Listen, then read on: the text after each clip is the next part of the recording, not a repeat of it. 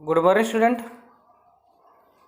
मेरा नाम रवि शर्मा है और मैं आप सबका स्वागत करता हूं मेरे यूट्यूब चैनल पे जिसका नाम है ट्रिक्स की दुनिया।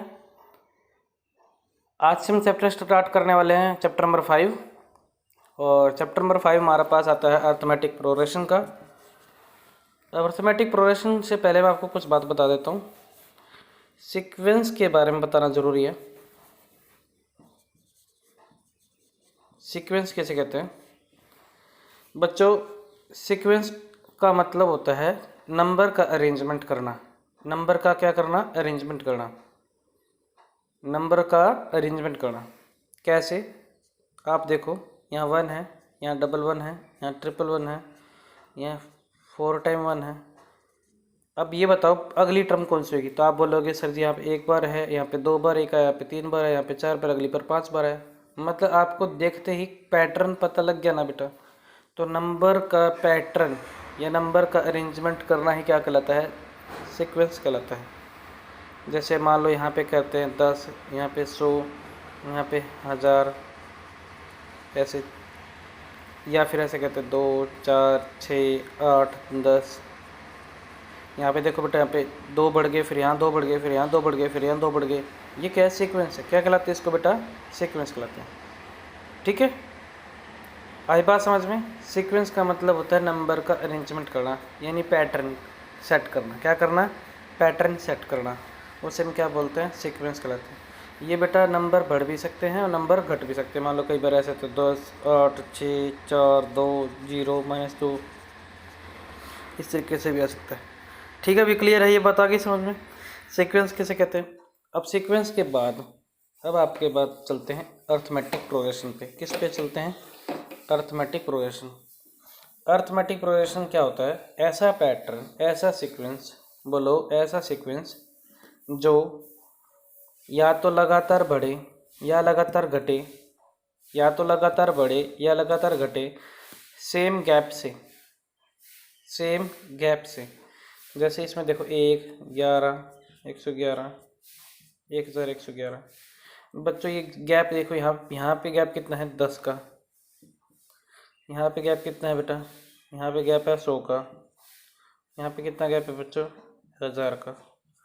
तो सेम गैप नहीं है बच्चों, सेम गैप नहीं है। 11 में से 1 गया, 10 आया। 111 में से 11 आया, 100 गया, 100 बच गया। 1111 में से 111 गया तो 1000 बच गया। तो सेम गैप नहीं है। तो सेम गैप नहीं है तो एपी नहीं है। आई बात समझ? एपी वो होता है जिसमें गैप सेम आए। आई बात समझ? गैप क्या? वो सेम आए। जैसे मान लो 10 है, 20 है, 30 है, 40 है। अब बताओ यहाँ से यहाँ तक का गैप देखो तो 10 आता है, यहाँ से यहाँ तक का गैप देखो तो 10 आता है, यहाँ से यहाँ तक का गैप देखो तो 10 आता है। ये 10 10 सब में सेम आ रहा है, तो ये एक एपी है। समझ में आ गया? एपी किसे कहते हैं?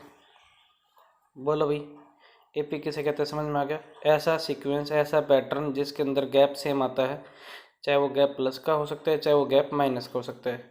ठीक है भाई, आई बात समझ में? अब मैं आपको एक सवाल कराता हूँ इसी तरीके से। 2 4 6 8। बच्चों अब इसमें इसे कहते हैं पहली टर्म। इसे क्या कहते हैं? पहली टर्म। इसको ए से डिनोट करेंगे। इसे कहते हैं दूसरी टर्म। इसको हम A2 से डिनोट करेंगे, A2 से। इसको कहते हैं तीसरी टर्म। इसको हम A3 से डिनोट करेंगे। इसे कहते हैं चौथी टर्म। इसे हम क्या कहेंगे? A4 से डिनोट करेंगे। ठीक है, इसे पहली टर्म कहते हैं, इसे दूसरी टर्म कहते हैं, इसे तीसरी टर्म कहेंगे, इसको चौथी टर्म कहेंगे। अब आता है इसके अंदर कॉमन डिफरेंस निकालने का। कॉमन डिफरेंस को हम डी से डिनोट करते हैं। कॉमन डिफरेंस को डी से डिनोट करते हैं, चाहे स्मॉल डी लिख दो, कोई दिक्कत नहीं। कैसे निकालेंगे कॉमन डिफरेंस? देखो भी ध्यान से। पहली बात तो ये देखो, गैप सेम है नहीं? यहाँ पे 2 बढ़ गया, यहाँ पे 2 बढ़ गया, यहाँ पे 2 बढ़ गया, तो गैप सेम है, इन एपी है। तो कॉमन डिफरेंस कैसे फार्मूला होता है बेटा? A2 में से A1 घटा दो। क्या घटा दो? A2 में से A1। 4 में से 2 गया 2। या फिर आप क्या कर सकते हो? A3 में से A2 भी घटा सकते हो, या फिर आप क्या कर सकते हो? A4 में से A3 भी घटा सकते हो। तो डी के हमारे बहुत सारे फार्मूले बनते हैं। फार्मूला क्या बनता है? कुछ नहीं बनता फार्मूला यही होता है कि पीछे वाली टर्म में से आगे वाली टर्म घटाना होता है। फार्मूला वही होता है, बस बच्चों याद रखना। कभी तुमको सर जी A4 में से A3 घटाया, क्या ये D का फॉर्मूला होता है? A3 में से A2 का घटाया, क्या ये D का फॉर्मूला होता है? ऐसे मैं ये कहता हूँ आपको A100 में से A99 घटा दो, ये भी बच्चों D का फॉर्मूला होता है। सीधी सी बात है, पीछे वाली टर्म में से अगली वाली टर्म घटानी होती है। आई बात समझ, पीछे वाली टर्म में से अगली वाली टर्म घटानी होती है, वही D होता है। मान लो A1000 में से A999 घटाओ तो ये भी D है। अगर A100 मान लो A11 में से A10 घटाओ, ये भी D है। पीछे वाली टर्म में से अगली वाली टर्म घटाना होता है। समझ में आ गई भाई? तो D कैसे निकालते हैं, समझ में आ गया? तो इतने सारे फॉर्मूले क्या याद करना है, तुमने बस एक ही बात याद करनी, पीछे वाली टर्म में से आगे वाली टर्म घटानी। मतलब पीछे ये टर्म है, आगे ये टर्म है, पीछे वाले में से आगे वाली टर्म घटानी। क्लियर है ये बात? आगे समझ में? A4 में से A2 गया, A2 में से A1 गया, तो हमारा कितना आएगा? 4 - 2, 2 आंसर आएगा। बच्चों D निकालना आ गया समझ में? अब इसमें कई बार पूछा था फर्स्ट टर्म क्या होता है, फर्स्ट टर्म ये होती है। पूछा जाएगा कई बार सेकंड टर्म क्या होता है, सेकंड टर्म ये होगी। थर्ड टर्म क्या होगा तो थर्ड टर्म ये होगी। फोर्थ टर्म क्या होगा तो फोर्थ टर्म होगी। First, second, third, fourth. समझ में आ गई भाई? क्लियर है? आपको टर्म बता दिया, आपको D बता दिया। तो क्वेश्चन नंबर 3 क्या कहता है अब देखेंगे बच्चों। क्वेश्चन नंबर पहला नहीं करवा रहा अभी मैं, ठीक है? मैं ना आज मैं पहला कराऊंगा, ना मैं आज चौथा कराऊंगा, ये करेंगे अपन अगली क्लास में। लेकिन मैं आज आपको क्या करवा रहा हूँ, बेसिक कॉन्सेप्ट्स की बातें बताने जा रहा हूँ। तो बेसिक कॉन्सेप्ट्स में हमारा क्वेश्चन नंबर 3 और 2 जल्दी कंप्लीट हो जाता है, तो वो स्टार्ट करेंगे, ठीक है भाई?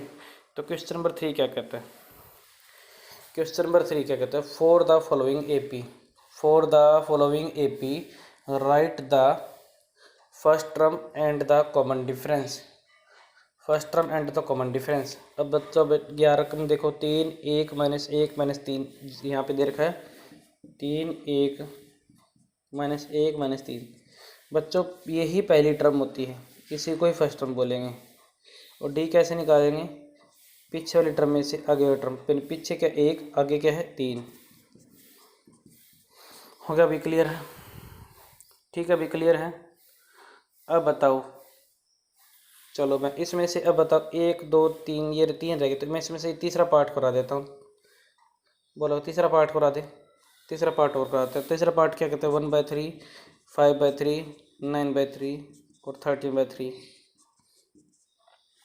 फर्स्ट टर्म निकालनी है और D निकालना है। फर्स्ट टर्म ये होती है बेटा, फर्स्ट टर्म हमेशा पहली जो होगी फर्स्ट टर्म होगी। और D क्या होगा? D क्या होगा? पीछे वाले में से आगे वाला घटाना है, यानी A2 में से A1 घटाना है। A2 कितना है बच्चों? 5/3 और A1 कितना है? 1/3। आंसर कितना आ जाएगा? 4/3। बस ये हमारा कंप्लीट हो गया। थर्ड का पहला पार्ट और तीसरा पार्ट मैंने करा दिया है। तो आपको बाकी के 2 पार्ट होमवर्क करने हैं। ये वाला होमवर्क करना है, ये वाला होमवर्क करना है। होमवर्क करके बताना है आपने आंसर क्या आएगा, ठीक है? अभी क्लियर है?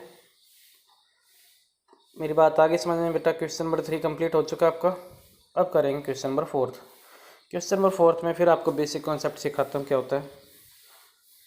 क्वेश्चन नंबर 4 में, क्वेश्चन नंबर 4 में अब ये तो पता लग गया भी हमें पहली टर्म क्या होती है। ये रकम लेते चल, मान लो 2 4 6 8। ये तो पता लग गया पहली टर्म क्या होती है, पहली टर्म पहले होती है जो होती है। ये भी पता लग गया D क्या होता है। D हमेशा इसमें से घटाना होता है। A2 में से A1 घटाएं, पीछे वाली टर्म में से आगे वाली टर्म घटानी होती है। पता लग गया ना बच्चों? चलो अब ये कहता है कि हमें कितनी टर्म दे रखी है पहले से? 1 2 3 4, 4 टर्म हमें पहले से दे रखी हैं। हमें ये कहता है कि आगे की 3 टर्म और निकालो। कितनी निकालो? 3 टर्म और निकालो। क्या निकालो? 3 टर्म और निकालो। क्लियर है? 1 2 3 4, 4 दे रखी है। क्या कहता है? आगे की 3 टर्म और निकालो। तो 3 टर्म निकालने का मतलब क्या? 4 दे रखी है, 5वीं टर्म निकालनी, 6वीं निकालनी और 7वीं निकालनी है। क्लियर है? 5वीं निकालनी, 6वीं निकालनी और 7वीं निकालनी। तो इसका तरीका क्या है? तरीका सिंपल से बात बताऊँ, सिंपल सा तरीका। एक तो सिंपल सा तरीका, एक फार्मूला। जो फार्मूला आएगा बेटा वो 5.2 में आएगा, ठीक है? मैं तो 5.2 वाला मैं 5.2 में सिखाऊँ तो ठीक रहेगा ना? आई बात समझ में? 5.2 वाला जो फार्मूला है वो 5.2 में सिखाएं, ठीक रहेगा ना? यहाँ पे ना सिखाएं। यहाँ पे हम सीखते हैं, नॉर्मल बातें सीखते हैं, क्योंकि बेसिक एक्सरसाइज है ये बेटा, बेसिक कॉन्सेप्ट की बात है। तो A5 निकालना है, तो A5 कैसे निकालेंगे? जो चौथी टर्म है ना उसमें D जोड़ दो, क्योंकि D बढ़ता जाएगा। चौथी टर्म कितनी थी? 8, तो इसमें D कितना जोड़ेंगे? 10। आंसर कितना आ गया? 10। छठी टर्म कैसे निकालेंगे, जब पाँचवीं टर्म थी उसमें डी जोड़ दो।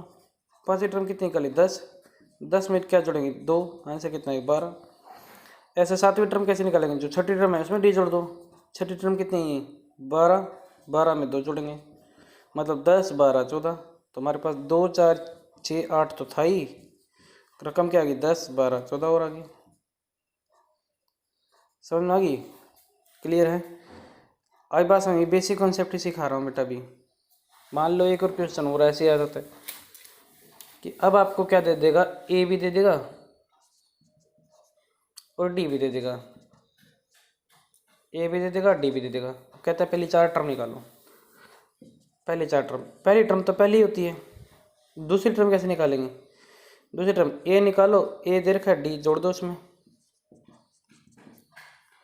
तीसरी टर्म कैसे निकालेंगे, A2 दे रखा होगा डी जोड़ दो उसमें, डी कितना है डी माइनस का 3 है। A4 कैसे निकालेंगे, A3 दे रखा होगा डी जोड़ दो उसमें, डी कितना है डी तो माइनस का 3 है, तो आंसर कितना होगा माइनस का 5 आ जाएगा। मतलब भाई ए तो दे ही रखा है, A2 कैसे निकालो ए में डी जोड़ दो, A3 कैसे निकालो A2 में डी जोड़ दो, A4 कैसे निकालो A3 में डी जोड़ दो।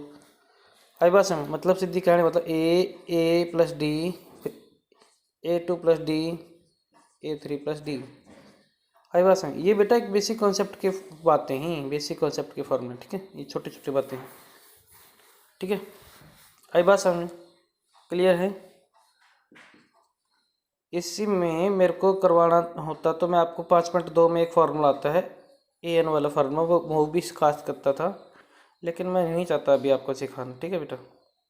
तो स्टार्ट करें क्वेश्चन नंबर सेकंड क्वेश्चन क्या कहते हैं, राइट फर्स्ट 4 टर्म, पहली 4 टर्म निकाली AP की। व्हेन द फर्स्ट टर्म ए होगा, कॉमन डिफरेंस डी होगा, फर्स्ट टर्म ए होगी, आर गिवन एज फ्लोज। अच्छा भी, ए दे रखा है 10, डी दे रखा है 10 बच्चों, तो आपके लिए बल्ले बल्ले होगी। पहली टर्म निकाली, दूसरी टर्म निकालें, तीसरी टर्म निकालें, चौथी टर्म निकालें। पहली टर्म तो 10 दे ही रखी, A2 कैसे निकालो, ए में डी जोड़ दो, ए कितना 10, डी कितना 10। A3 कैसे निकालो, A2 दिखा रखा होगा, A2 में डी जोड़ना है ना। A2 कितना निकाला 20, 20 में 10 जोड़ना 30 हो गया आंसर। A4 कैसे निकाला, A3 निकाल रखा होगा, A3 में डी जोड़ना है, A3 कितना 30, डी कितना 10, आंसर कितना 40। तो पहली टर्म 10, 20, 30, 40, 10, 20, 30, 40 बच्चों ऐसे निकालना है। नोट कर लो, पहला पार्ट हमारा कंप्लीट हो चुका है, पहला पार्ट आपका कंप्लीट हो चुका है बच्चों, नोट कर लें। अब करेंगे question number second part. Minus का 2 और 0 दे रखा है, माइनस का 2 और 0 दे रखा है।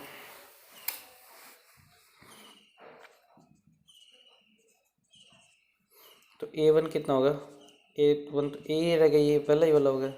A2 कैसे निकालेंगे, A1 में डी जोड़ दो, डी कितना है 0। A3 कैसे निकालोगे, A3 A2 में डी जोड़ दो, A2 कितना निकला हुआ -2, ये भी -2 हो गया। A4 कैसे निकालोगे, A3 में डी जोड़ दो, A3 कितना निकला हुआ है A3 -2।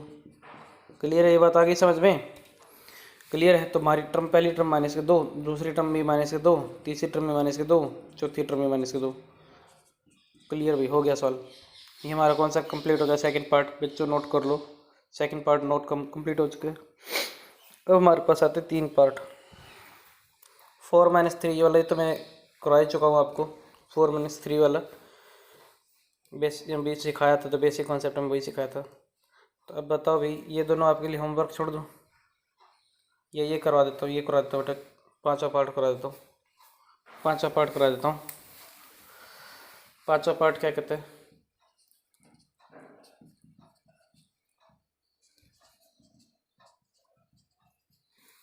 ये हमारे पास है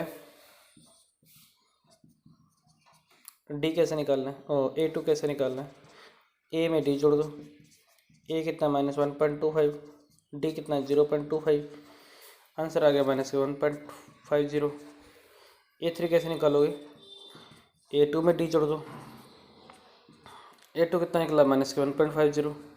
D हमारे पास 0.25 माइनस के 1.75।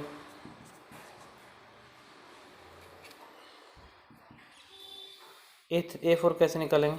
A3 में D जोड़ दो। A3 हमारे पास है -1.75, ये है माइनस के 0.25 माइनस के 2.00। तो बच्चों हमने कर लिया पार्ट नंबर 4। कौन सा पार्ट कर लिया? फिफ्थ पार्ट, सॉरी कौन सा पार्ट कर लिया बेटा? ये 5th पार्ट कर लिया। तो आज की क्लास भी हम इतना ही करेंगे। बाकी ये वाला पार्ट रहेगा बेटा, ये होमवर्क आपका। और ये वाला पार्ट मैंने जब ये कराया था ना बेटा, ये सबसे पहले ये कराया था, इससे पहले मैंने ये सिखा दिया बेटा, इससे पहले पार्ट से पहले ये सिखा दिया, देख लेना बेटा, ठीक है। आई बात समझ? ये हमारा कंप्लीट हो चुका है। और यहाँ से मैंने आपके लिए होमवर्क कौन सा छोड़ा है? ये वाला होमवर्क छोड़ा है। और कौन सा होमवर्क छोड़ा है आपके लिए मैंने? ये वाला होमवर्क छोड़ा है, ठीक है भाई। तो आज के लिए वीडियो में बस इतना ही। कल ख़त्म कर देंगे बेटा 5.1 में पहला और चौथा सवाल कंप्लीट कर लेंगे, क्योंकि बेटा पहले बेसिक कॉन्सेप्ट की बात आती है ना, तो बेसिक कॉन्सेप्ट में मेरे को ये सवाल सिखाने ज़रूरी थे। तीसरा और दूसरा सवाल सिखाना ज़रूरी था, ठीक है भाई। कल करेंगे हम अगली एक्सरसाइज, अगला सवाल, पहला और चौथा, ठीक है भाई। तब तक के लिए जय हिंद।